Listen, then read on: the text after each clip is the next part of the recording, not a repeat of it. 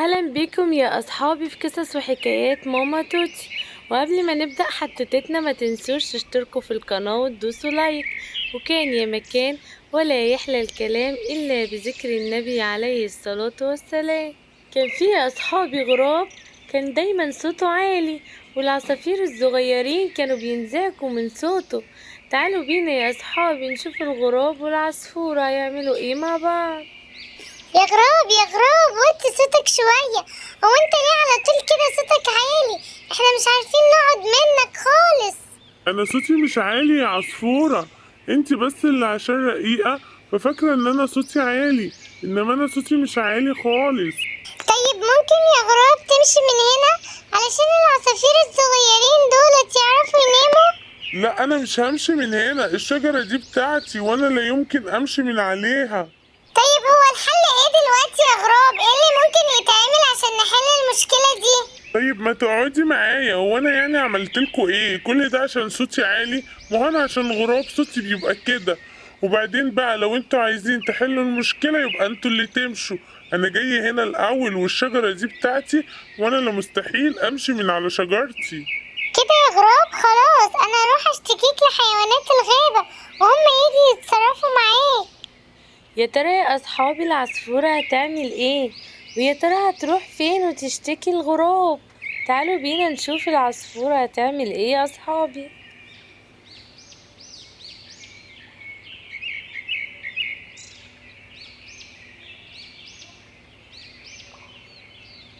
يا ملك الغابة يا ملك الغابة، شايف الغراب عمال يضايقني ويضايق عصافير الصغيرين ومش عارفين ننام منه ومش عارفين نعمل حاجة وصوته عالي جدا جدا وبيزعجنا. يا ريت تشوفولكوا حل في المشكلة ديت. مين جه الاول قبل التاني؟ اللي هيجي الاول ويقف على الشجرة هو اكيد اللي هيكون دوت مكانه. يعني لو انت يا عصفورة اللي جيتي الاول بولادك يبقى دوت مكانك وبيتك، انما لو هو اللي جه الاول الغراب يبقى دوت مكانه وبيته. بس الغراب اللي هنا في الغابة طيب جدا وكويس، ليه عصفورة عايزاه يمشي؟ هو أكيد مش هيأذيكي في حاجة، سيبيه قاعد جنبك. بس صوته عالي جدا جدا وبيزعج العصافير الصغيرين ومش بيعرفوا يناموا منه. خلاص بقى هو اللي جه الأول قبلية على الشجرة، يبقى أنا كده اللي همشي.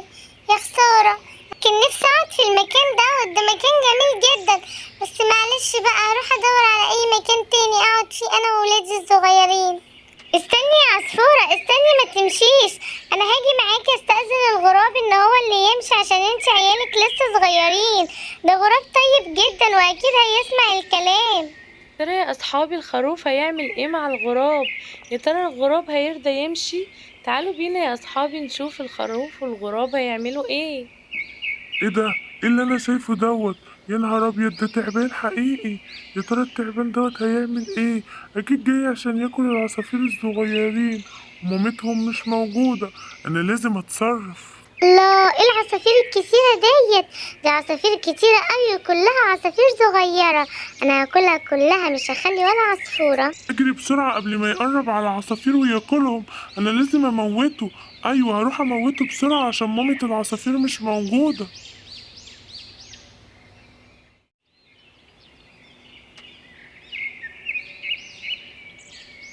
الحمد لله الحمد لله اللي انا موتت التعبان قبل ما يروح للعصافير وياكلهم، الحمد لله.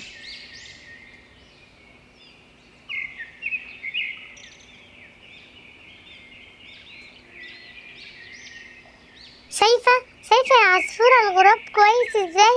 شايفة جه وقتل الثعبان علشان كان عايز يموت اولادك الصغيرين ازاي؟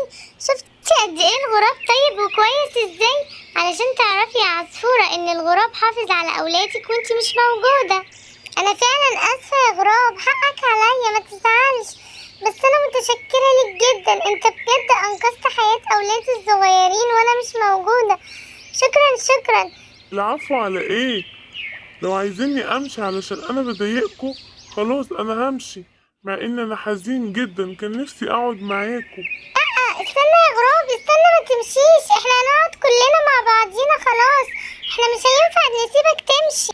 بجد بجد يا عصفورة خلاص هتقعديني معاكي؟ مش هتزعلي من صوتي العالي خلاص ولا هتتضايقي تاني؟ انت ما ينفعش تمشي يا غراب، انت حقيقي غراب محبوب وكل الحيوانات بتحبك. احنا بنحبك جدا كلنا يا غراب، خليك معانا. كمان بحبكم وفرحان جدا جدا ان انا هكون معاكم. شايفين يا اصحابي؟ شايفين قد ايه العصفورة ما كانتش عايزة الغراب جنبيها، والغراب انقذ حياة اولادها. احنا كمان يا اصحابي في حاجات كتيرة ما بنبقاش عايزينها في حياتنا، بس ربنا بيجعلها عشان تنقذنا من حاجات كتيرة. وتوتة توتة خلصت الحدوتة. لو عجبتكم حدوتتنا ما تنسوش تشتركوا في القناة وتدوسوا لايك. مع السلامة، باي باي.